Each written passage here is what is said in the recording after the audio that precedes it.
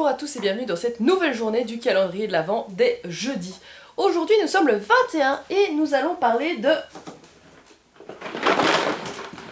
Magic Market, un petit jeu qui est censé être pour les enfants mais qui moi-même m'a donné envie.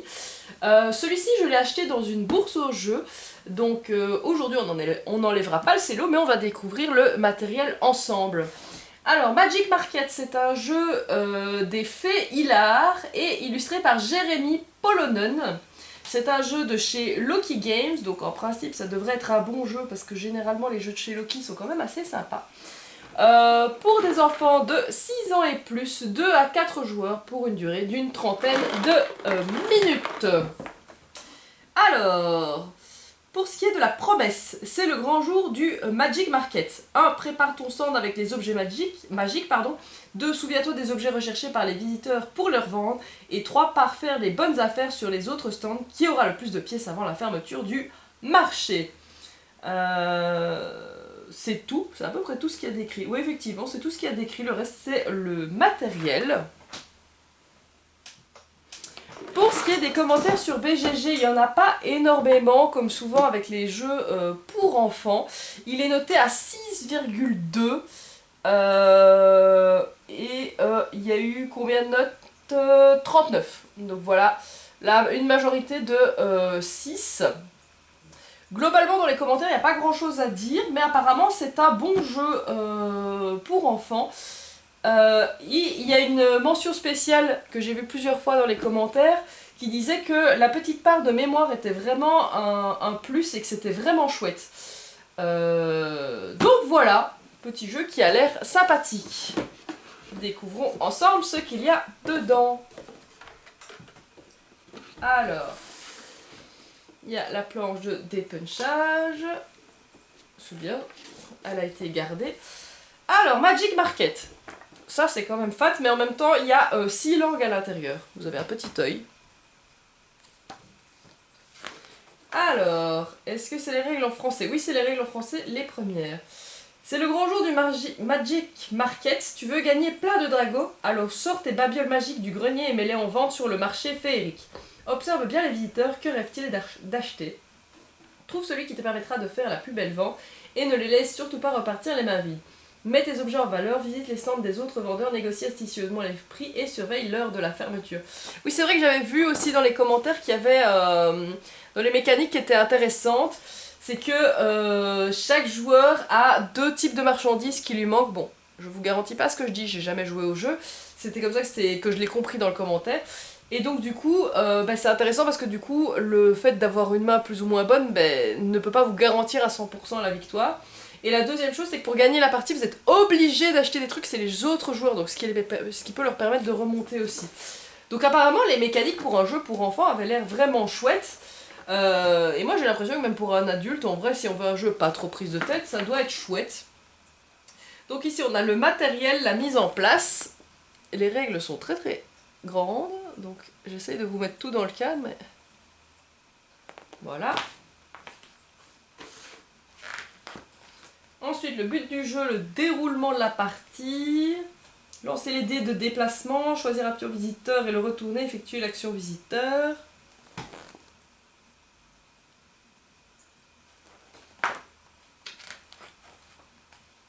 Et enfin, la fin de la partie. Et la variante pour les plus grands. Oui, c'est vrai qu'il y avait une variante un peu plus compliquée que j'ai vue aussi.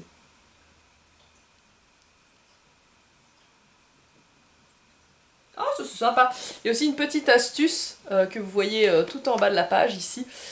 Que si jamais l'enfant ne sait pas compter, il peut les aligner et voir qui a la ligne la plus longue. C'est malin, j'aime bien l'idée. Parce que du coup, les pièces en largeur font la même taille. C'est hyper malin. Alors, je suppose que ça a été fait exprès parce que sinon il ne le dirait pas. Mais en fait, 5 pièces alignées ont la même taille qu'un billet de 5. Et ça, c'est génial pour pallier au fait que les enfants ne sachent pas compter. C'est hyper malin. Et après, du coup, vous avez les règles dans les autres langues. Super! Ça, déjà, c'est une bonne surprise. Alors, vous avez une petite baguette magique qui est assez mignonne. Tac. Vous avez ici Ah, un petit plateau avec une roue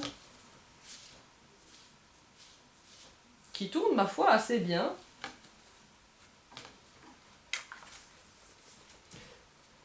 C'est vrai que quand je l'ai acheté, le jeu n'était pas dépunché du tout.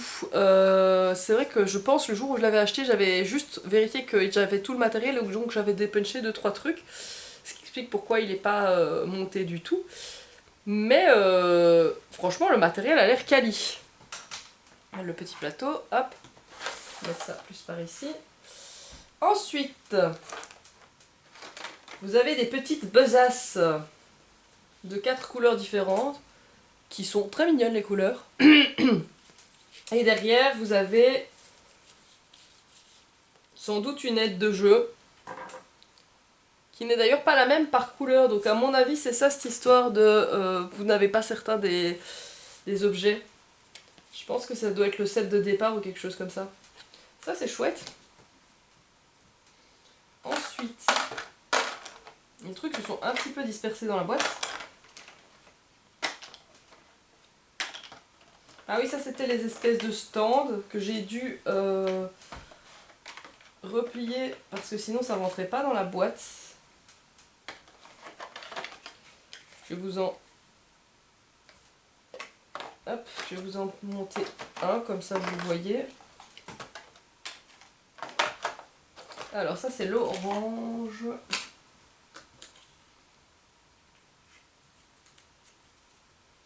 Que je me rappelle comment ça se montait. Parce que je l'ai fait une fois.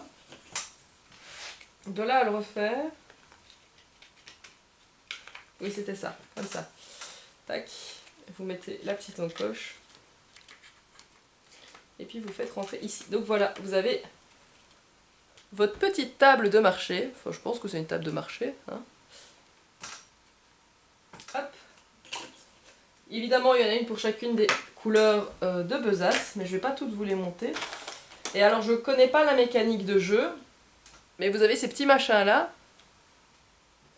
Et ça doit faire pile la taille de ce machin là. Voilà, c'est ça. Et je pense que vous allez pouvoir monter votre stand comme ça. C'est assez ludique, c'est assez sympa, je trouve. C'est une bonne idée. Je garantis pas à 100% ce que je dis, mais ça fait pile la taille, donc bon. Et des petits machins comme ça, vous en avez place. À chaque fois imprimé pareil des deux côtés. Et vous avez les petits chiffres. Et je crois que les petits chiffres, il fallait les mémoriser. Je crois qu'il y avait une histoire des clients qui avaient un truc par rapport aux chiffres. Vous avez le petit chien de Loki Games. C'est mignon aussi. Ah, voilà. J'avais dit qu'il manquait 2 types d'éléments. Et vous voyez en fait sur la petite table ici, vous avez 2 logos barrés. Donc à mon avis, ça c'est les éléments que le orange n'a pas en début de partie.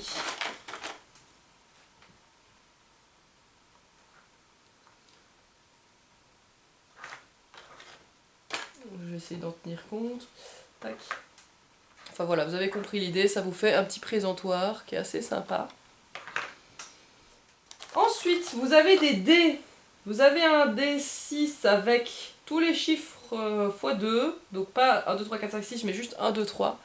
Et vous avez 2 côtés 3, 2 côtés 1 et 2 côtés 2. Tac. Vous avez un dé de couleur avec 2 côtés bleus, 2 côtés rouges et 2 côtés verts.